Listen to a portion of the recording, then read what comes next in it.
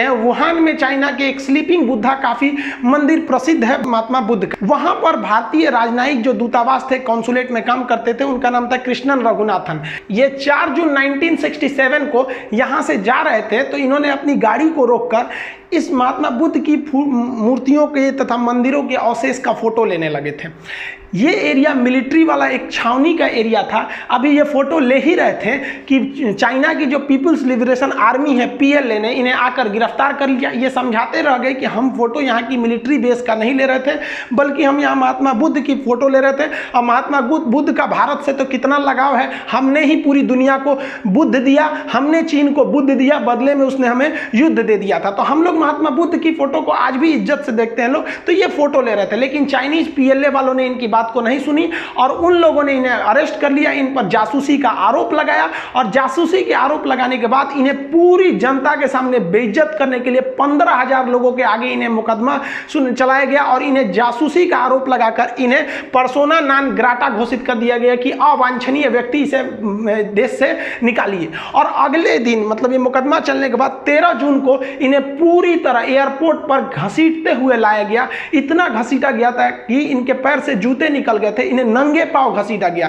China के जो red guards थे इन्हें लात घूसा मारा, इनके ऊपर थूका था। उसके बाद पूरे सरेआम फोटो खींचकर इन्हें भारत में भेजा गया। जब ये दिल्ली एयरपोर्ट पर उतरे थे तो एक बहुत बड़ी भीड़ इनके स्वागत के लिए भी खड़ी थी और साथ ही साथ इस विरोध को भी दर्शाने के लिए खड़ी थी कि हमें भी चाइनीज को उसी भाषा में जवाब देना पड़ेगा। भारत ने भी अगले दिन 14 जून को चीनी राजनयिकों को पकड़ लिया और उन पर भी जासूसी का सेम मुकदमा ठोक दिया और उन लोगों ने भी चिल्लाते रह गए कि हम जासूसी नहीं कर रहे हैं। भारत ने भी उनकी एक बात नहीं सुनी और उन्हें 72 घंटे का अल्टीमेटम दे दिया। लेकिन भारतीयों के अंदर यह गुस्सा आग बबूला था। उस समय विपक्ष के दबाव में तथा भारतीयों में राष्ट्रवाद की भावना ने इस चीनी कॉन्सुलेट जो दिल्ली में थी उसे पूरी तरह से घेर लिया और वहां के खिड़कियों को पत्थर से तोड़ दिया, दरवाजे तोड़ दिए, गेट तोड़ दिया, आग लगा दिया गया चीनी झंडों में और वहां बहुत से चीनियों को पकड़ के कूच दिया गया थुथुर इनका। तो उनको राम मनोहर लोहिया हॉस्पिटल में एडमिट कराना पड़ा और इनको बता दिया गया कि हमारे जो चीन में बैठे हैं हमारे जो राजनयिक, उन पर अगर तुम कुछ भी करोगे तो यहां तुम्हारे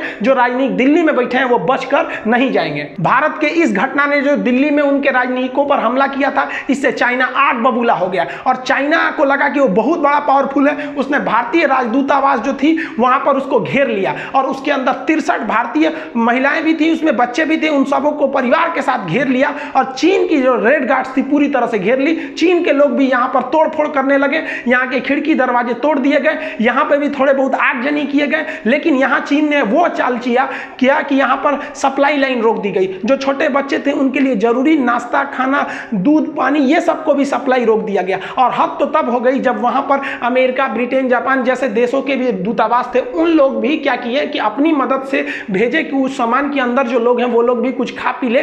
तो ये जो रेड गार्ड थे वो उनको भी ले जाने से मना कर दिया, नहीं अंदर कोई नहीं जाएगा ना कोई निकलेगा। और उस दूतावास में जो चीन के लोग काम करते थे, जो वहां पे वर्कर थे, उनको चीन वालों ने कहा कि तुम कोई अंदर काम करने नहीं जाएगा। पूरी तरह से इसका घेराबंदी कर लिया गया। चाइनीजों को लगता था कि इससे भारतीय डर जाएंगे। जैसे ही ये खबर भारतीय मीडिया में आई, उस समय भारतीय मीडिया ने इस खबर को बहुत ही तरजीह दी। भारतीयों का गुस्सा और भयानक चढ़ गया और भारत सरकार ने भी, उस समय जनसंघ पार्टी थी, उसने भी कहा कि अब हम नहीं छोड़ेंगे। भारत सरकार ने अपने सुरक्षा बलों को कह दिया कि दिल्ली में जो चीन का दूतावास है उसे भी घेर लीजिए, उसमें भी कहीं विदेश से खाना नहीं जा सकता है, वहां के लोग भी खाना पानी के लिए बाहर नहीं आ सकते हैं, पूरी तरह से सप्लाई बंद कर दी जाएगी। वहां पर भी वहां के जितने लोग हैं उनको कहीं से न आने जाने कहीं की कोई इजाजत नहीं दी जाएगी। जो जो चीन के बीजिंग में हो रहा है वह सब दिल्ली में किया जाएगा। अगर वहां बंदी बनाए गए हैं तो यहां बंदी बनाएंगे। आप अगर वहां कुछ अत्याचार करते हैं तो उम्मीद रखिए कि यहां उनसे दुगना अत्याचार किया जाएगा। यहां चीन एक चाल चलने की कोशिश किया।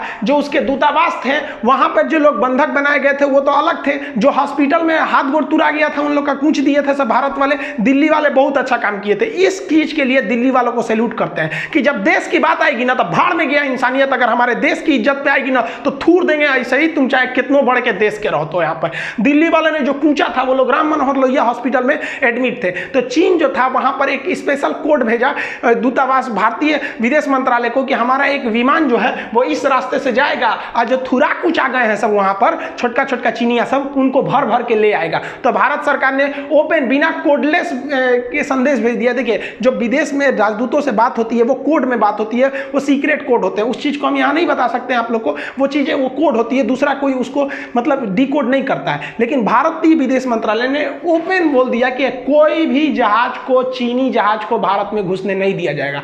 और हिंदुस्तानियों की उस समय हिम्मत की तो सैल्यूट करनी पड़ेगी जब हिंदुस्तानी एयरफोर्स को यह आदेश दिया गया कि इस रास्ते से अगर कोई भी चाइनीज जहाज गुजरता है। एक्चुअली उस समय तो ये पूर्वी पाकिस्तान था, ये तो 1971 में हम लोग कूच काच के इसको अलग किए, इसका वीडियो बना चुके हैं, आप उसको देखे होंगे कि कैसे हम लोग पाकिस्तानियों को कूचे थे। उस समय 93,000 फौजियों ने हाथ जोड़ के सरेंडर किया था कि मत मारिए हमको, तो यहां से वो लोग घुसना चाहते थे। तो भारतीयों ने एकदम प्लान बना दिया था कि एयरफोर्स को सख्त आदेश था कि कलकत्ता से एयरफोर्स उड़ान भरेगी और चीनी विमानों को इस तरह से घेर लेगी कि उन्हें इलाहाबाद या लखनऊ पर उतरने पर मजबूर कर दिया जाएगा। अब एयरफोर्स घेर लेगी तो उतरेंगे क्या नहीं, आगे जाके जहाज, एयरफोर्स की जहाज तो छोटी होती है ना, कलाबाजी करने लगे, आगे ऐसे ऐसे करेगी अपने से उलट जाएगा, हम लोग क्या कहेंगे, डरा के उलट दिया था।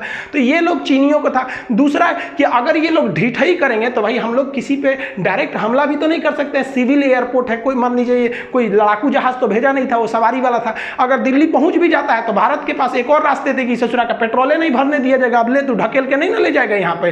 तो ये रास्ते थे। चीनियों को पता चल गया कि भाई साहब ये तो भारत वाला सब एकदम भड़क गया है, सब 1962 नहीं है ये तो अब तो गड़बड़ कर देगा। तो चीनियों ने डर के मारे जहाजिए नहीं भेजा, उसके पायलट आने से मना कर दिए, नहीं जाएंगे, वहाँ एयरफोर्स तैयार है, हम लोग को इससे लड़ेंगे, हम लोग एयरफोर्स को मार देगा सब, इसको दिक्कत हो जाएगा। चीन वाले आए ही नहीं सब। तब चीन को समझ में आ गया कि हम भारत को एक बार धोखा दे सकते हैं, दोबारा धोखा नहीं दे सकते हैं। हम सबको सजग रहना चाहिए। पाकिस्तान और चीन पर भरोसा करना और उनसे दोस्ती रखना मतलब अपने बेडरूम में सांप को सुलाना है। इस साले कब काटेंगे सब किसी को नहीं पता है। ये पैदे इसीलिए हुए हैं सब ताकि इनको धोखा दिया जाए। चीन को उसकी औकात समझ में आ गई कि अब हमारे जो राजदूत जो फंसे हैं सब दिल्ली में, आधा तो हॉस्पिटल में, आधा दूतावास में है सब। अब भारतीयों का गुस्सा एकदम बढ़ते जा रहा था। तभी खबर आई कि चीन ने भारतीय दूतावास जो चीन में है उसकी जो घेराबंदी की थी उसे हटा दिया गया, खाने पीने की सप्लाई फिर से चालू कर दी गई। तब भारत ने भी यहाँ क्या किया कि जो उनके राजदूत थे जिन पर जासूसी का आरोप लगा था, तो हमारे कैसे जासूस हमारे दूतावास को पीट पीट के आप लाए थे, हमारे राजदूत को भारत ने भी उनको घसीटते हुए रोड पर लाया, ऐसी ही भीड़ में लाया, अब फोटो खिंचवा के एयरपोर्ट पे बैठाया, पूरी दुनिया को दिखा दिया कि देखिए ये चाइना का राजदूत है। और हम तब भारत ने कर दिया जब भारत ये सब होने के बावजूद चीन को स्पष्ट संदेश भेज दिया कि आपको भारत में दूतावास खोलना है तो खोलिए, लेकिन आपकी सुरक्षा की गारंटी हम नहीं लेते हैं, क्योंकि हमारी देश की जनता कूच देगी ना तो फिर हम नहीं है। आपका मन है तो रखिए, नहीं मन है तो मत रखिए। चाइना ने 80% लोगों को बुला लिया, हमको तो लगता है ससुरे भाग गए सब डर के मारे काठमांडू के रास्ता से कि दिल्ली वाला कूच देगा सब। एक नंबर काम किया सब दिल्ली वाले। तो आपको क्या लगता है चीन बहुत शक्तिशाली है? हम लोगों को देखिए सबसे बड़ा रिस्क क्या होता है, रिस्क नहीं लेना। इतनी औकात नहीं है, हम सब जिस दिन एक खड़े हो जाएंगे ना उस दिन औकात दिखा देंगे चाइना के कि तुम क्या चीज हो। बस चाइना में क्या है कि वहां पे देश बड़ा होता है, वो अंदर वो लोग क्या है ऊंच नीच वहां पे भी है, गरीबी अमीरी जात धर्म वहां भी है, लेकिन वो देश के नाम पर एक हो जाते हैं। हम लोग को क्या है कि भाई साहब हम लोग किसी के क्या है अंधभक्त है और किसी के अंध विरोधी है। मतलब वो कुछ करेगा हम ससुरा का विरोध करेंगे, और कुछ ऐसे भी लोग हैं कि कुछ भी करेगा तो समर्थन करेंगे। ऐसा नहीं है। जब देश की बात आनी चाहिए तो हम सबको एक हो जाना चाहिए। आप कमेंट करके बताइएगा कि भारत के लोगों ने जो कूचा था 1967 में वो ठीक किया था कि नहीं।